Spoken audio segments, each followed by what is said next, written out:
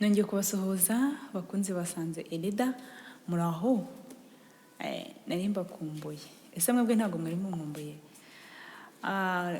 kwa nyuma ushize ntago twagize amahirwe yo kuba twaganira cyangwa se ngo dukorane igitaramo nkuko tumaze kubimenyera habaye impamvu ituma gahunda idakorwa kuko turi mu isi nyene isi tubayemo ifite kwidutegeka n'imiskazi ifite ukwayo ariko muri byose turashima Imana nongeye kubaha ikaze rero kandi mbishimiye mbanezererewe muri iki kiganiro cyangwa se muri uyu mugoroba wo gutangira isabato Imana babwira ngo mugire isabato nziza ndizera ko umwami yabarinze kandi muri amahoro boneraho kandi kwihanganisha umuryango duherutse gushyingura umusaza wari inshuti yacu ndetse n'abandi muri rusange bagize ibyago bakomeze kwihangana reka rero wowe uriho kandi uhumeka umwuka bazima uri muzima utarwaye utari mu bitaro utarwaje ukaba uhumeka umwuka w'abazima ni iby'igiciro cyinshi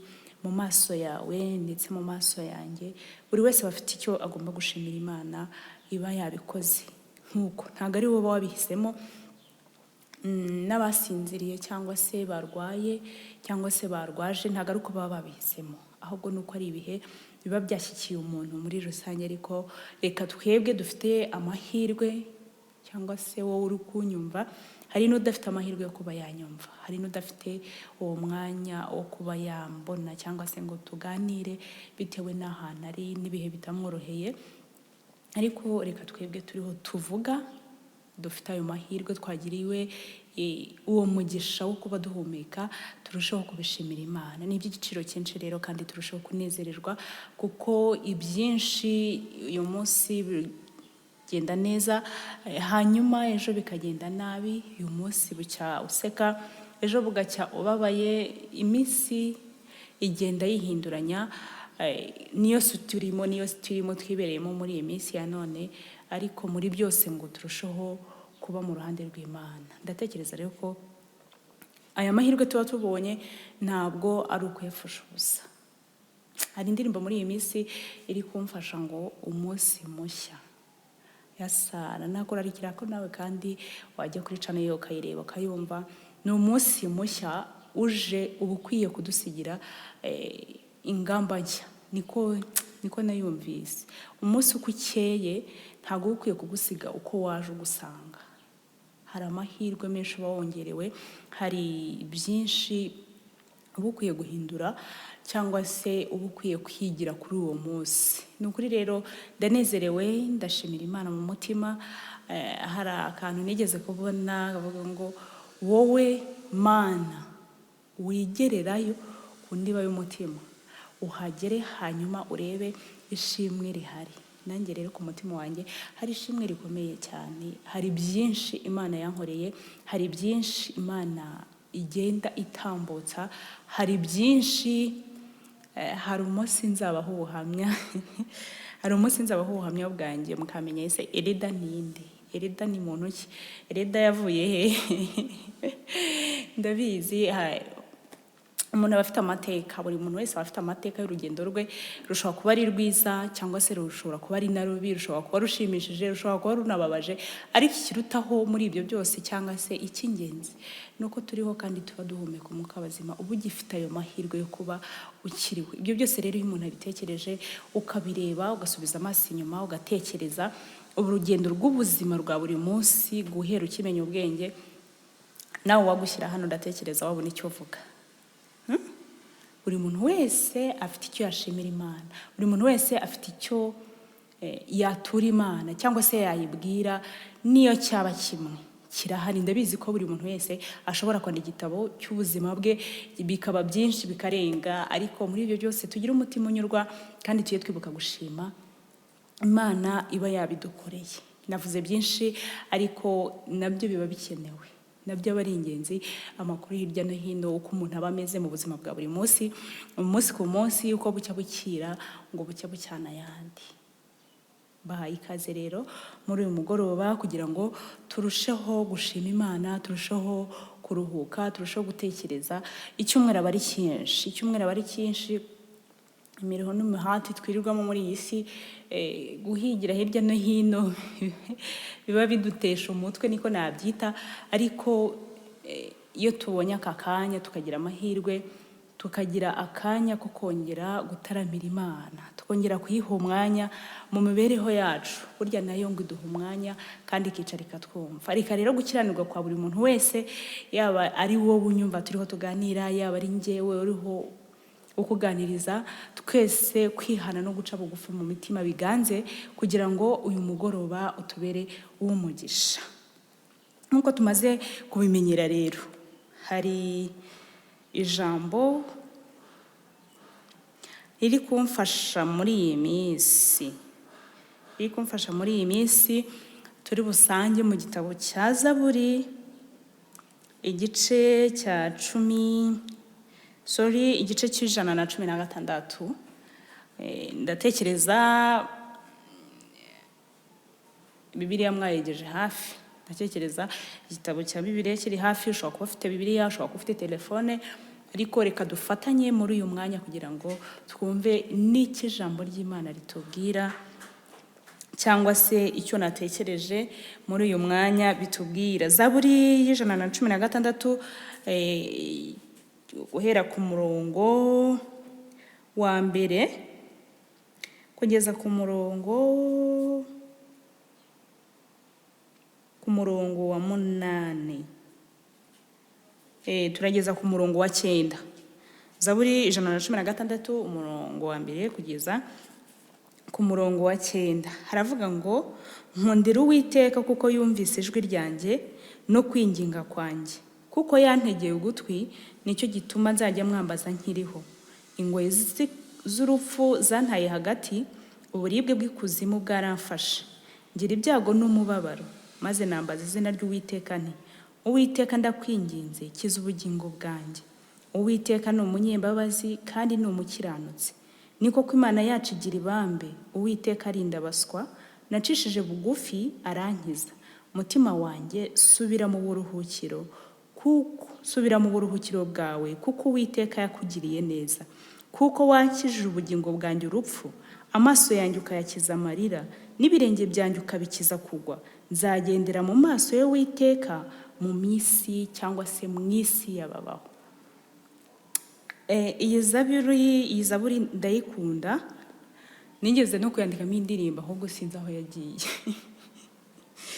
Hari igihe zimbara nyinshi rero nkandika, uyu munsi ngacumbika, ejo nkongera nkandika, ikongera nkabika.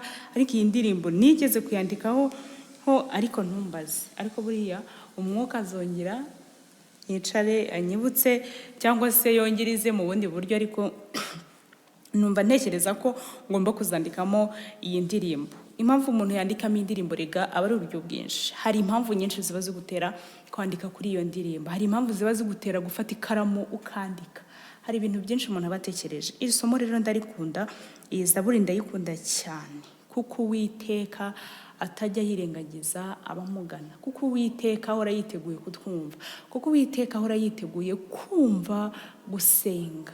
Hari isomo nanone rijya rimbanga ngo gusenga k'umunyabyaha ni ikizira ku Uwiteka. Nanone nkongera nkibaza, se umukiranutsi ninde? Ni muntu ki? Umukiranutsi wemerewe gusenga ameze ati? Umuntu wuguriye kuri icyo kintu rwose anyandikire muri komenti, azaze ansobanurire icyo kintu. Ariko nanone nakongera kwibuka ko Imana ikunda umunyabyaha. Nakongera kwibuka ko Imana ikunda umunyabyaha kugeza naho imurema, yamara kumurema agacumura, yamara gucumura ikamucungura. Ni urukundo rero udashobora gusobanura, ni urukundo ruhambaye rurerure. Uwiteka rero uko waba umeze kose, ngo iyo tumusanze aratwakira. Nkundira Uwiteka ko yumvise gusenga kwanjye. Rero ni ugushimisha, ku mugani wawe ko numva bavuze ngo indirimbo zo gushimisha, nanjye n'iri somo ndi gushimisha muri iyi minsi, nibyo riri kumfasha. Nkundira Uwiteka ko yumvise gusenga kwanjye, ubwo yakizaga ubugingo bwanjye urupfu, n'ibirenge byanjye akabakiza kugwa, amaso yanjye akayakiza amarira.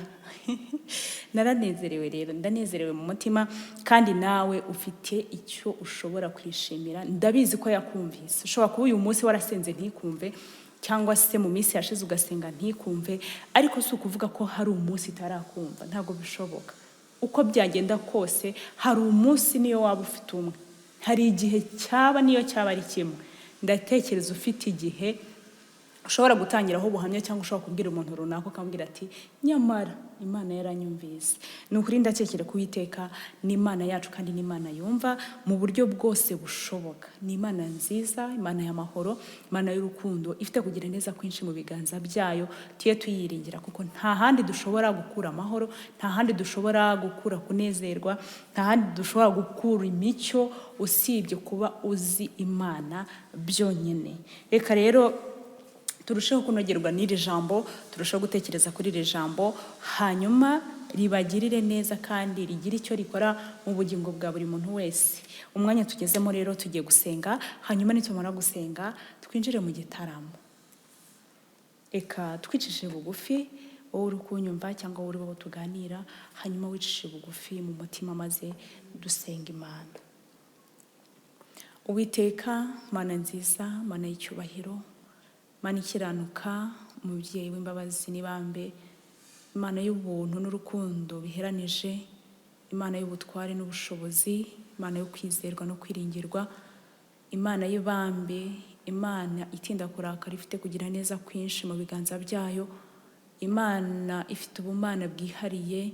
Turagushimiye cyane, izina ryawe rihabwa icyubahiro. Tugushimiye ubuntu bwawe, uburinzi bwawe, imbabazi zawe zabanye nanjye, zibana n'abanyumva. Twese turi imbere yawe, nta kindi kituzanye usibye guca bugufi tukagushimira kuko waturinze, uhabwa icyubahiro. Uyu mwanya rero turi imbere yawe, turakwinginze kugira ngo utubabarire rwose, utubabarire ibyaha, utubabarire ibicumuro, utubabarire amafuti n'ubugoryi byose byaranze ubuzima bwacu kuva waturema. Hanyuma muri uyu mwanya tugaragare nk'abana bawe, uduhindure ibikoresho byawe bizima kandi bitunganye, kugira ngo tukubere umuyoboro, wivugire, tugukorere ubyitirirwe, maze ibyo byose bijye bituma dushima izina ryawe. Aka kanya rero tugiye kwinjira mu gitaramo dushima, duhimbaza. Reka uterane natwe kandi imitima yacu irushaho kuruhukira imbere yawe, kandi reka nibuke abatabashije kugira aya mahirwe. Ashobora kuba ari kwa muganga, ashobora kuba ari mu rugo, aho ari hose, aho atamerewe neza. Abo bose urabazi kandi ubarebera aho uri, kukurebera hose icyarimwe. Bose bakugireho umugisha kandi bahemburwe n'ijuru mu izina rya Yesu, amen. Uyu munsi nkaba nifuje ko tuza gutaramana mu ndirimbo 189 ivuga ngo twabuze gakondo. Dushobora guhumuriza abantu bagize ibyago muri iki cyumweru ndetse no muri uyu mugoroba cyangwa se igitondo cy'uwo munsi. Ushobora kuba wagize ibyago, ukabura umuvandimwe, ukabura umubyeyi, ukabura inshuti. Ndaguhumuriza nkubwira ko isi atari gakondo, ariko uyu munsi tukaba turi buze no gutaramana mu ndirimbo zanjye. Hanyuma nkabibutsa, ndabizi hari abantu baba batanazirebye. Uyu munsi rero nifuje ko naza kongera kuzisubiramo. Nanjye hari igihe mba nzikumbuye kuzisubiramo, nkaramya Imana, nkaziririmba. Hanyuma ndakeka rero turi buze kugira umugoroba mwiza w'isabato nk'uko bisanzwe. Tugiye gufatanya rero mu ndirimbo 189 ivuga ngo twabuze gakondo muri iyi si.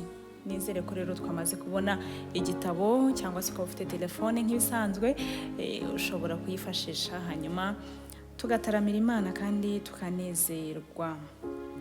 Twagiye, twabuze gakondo.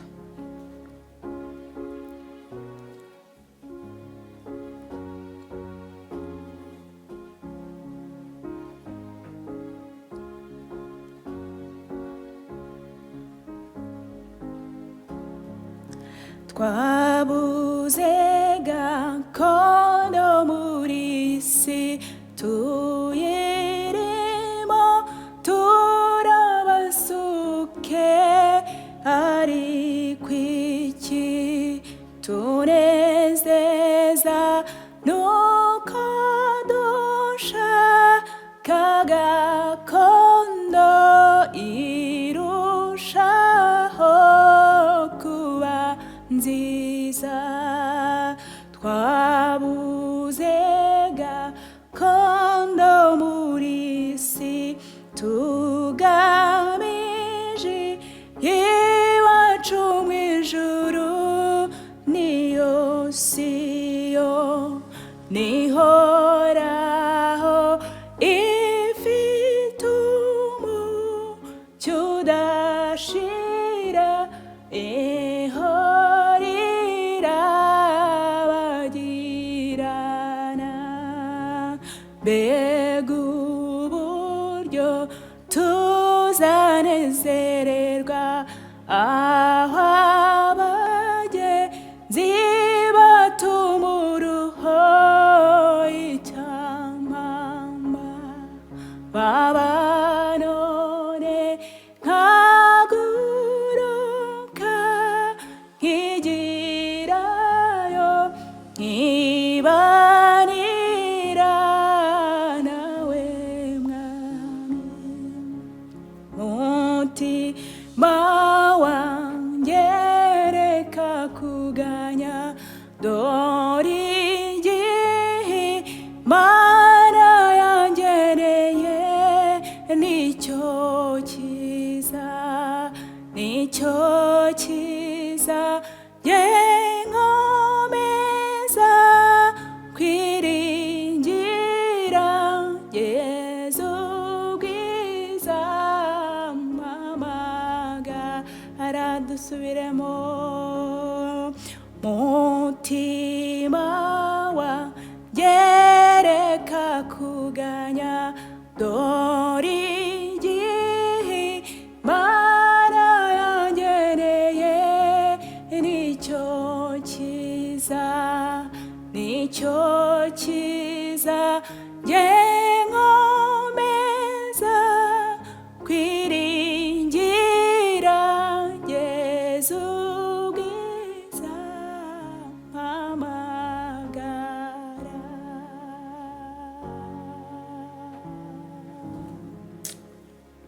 Mutima wanjye reka kuganya dore igihe Imana yangeneye nicyo cyiza njye nkomeza kwiringira Yezu ubwiza mpamagara ubwo Imana izampamagara reka dukomeze kwiringira kuko kuba muri iyi si bisaba kwizera kuba muri iyi si bisaba kwiringira kandi bigaterwa n'uwo wiringiye reka twiringire Imana kandi nicyo mbasaba kugira ngo turusheho guhanga amaso ijuru nta handi dushobora gukura ibyiringiro nta handi dushobora kwiringira ngo tugire ibyiringiro bishyitse kandi byuzuye kandi bifite n'umumaro ni indirimbo rene nateganyije kugira ngo mpumurize imitima y'abababaye mpumurize imitima y'abashavuye kugira ngo twibuke ko iyi si atari gakondo kandi nawe burya ufite igihe wagenewe buri muntu wese afite igihe yagenewe ahubwo icyo gihe uriho ugikoreshe neza kandi ushake icyo ugomba gukora inkuru ushobora kuzasiga imusozi izaba ari iyihe reka ijuru rikomeze kubana natwe kandi rikomeze kutwibutsa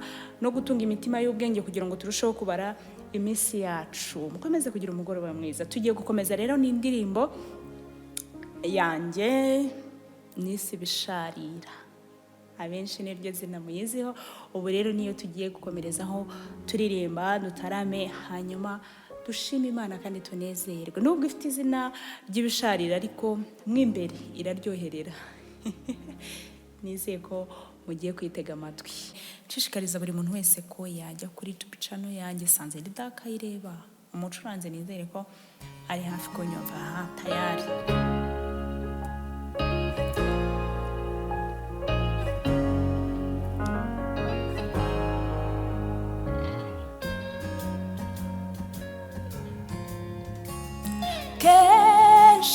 Imana ikoresha ibisharira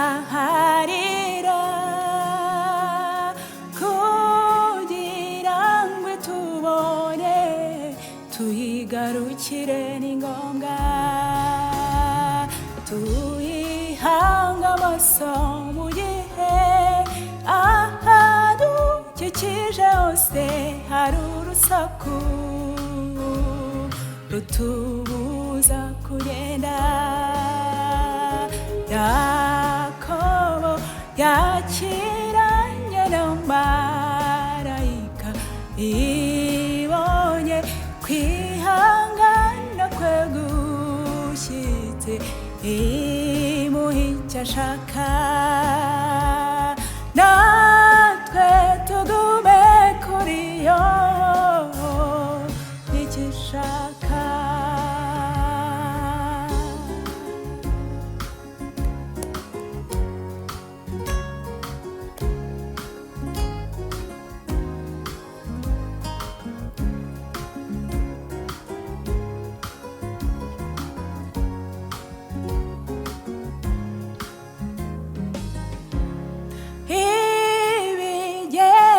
ibigeragezo kenshi birasharira,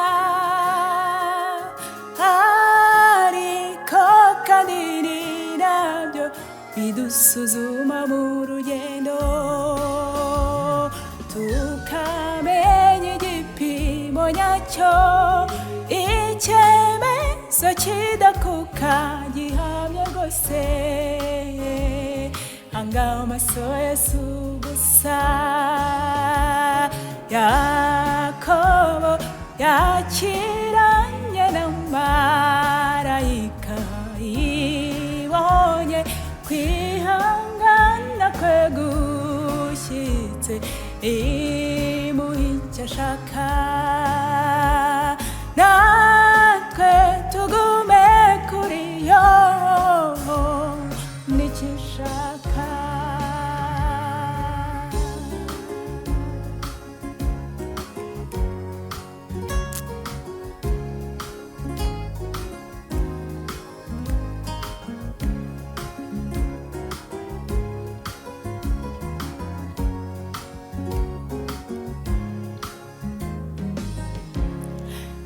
Yakobo yabonye rwose umugisha w'Imana, kuko yakomeje gushikama, ntiyarekura marayika. Nawe komera ku rugamba, wicongora dore ugiye kugera fiyo yo gusinyira umugisha. Yakobo yabonye rwose umugisha w'Imana, kuko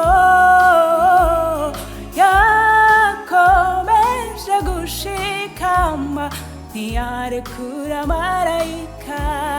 Oh, nawe komera ku rugamba, wicogora dore ugiye kugera fi yo gusinyira umugisha. Yakobo yakiranye na marayika, ibonye kwihangana kwe gushyitse, imuha icyo ashaka. Natwe tugume kuri yo n'icyo ishaka.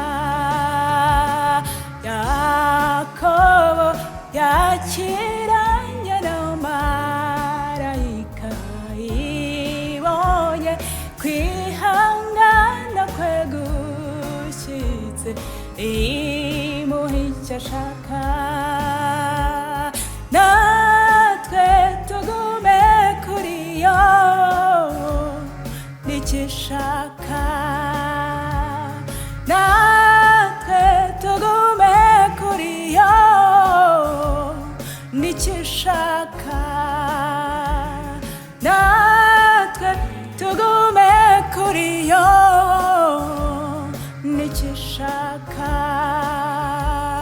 Natwe tugume kuri yo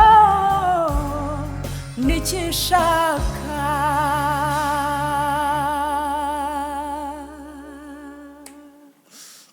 Natwe tugume kuri yo n'icyo ishaka.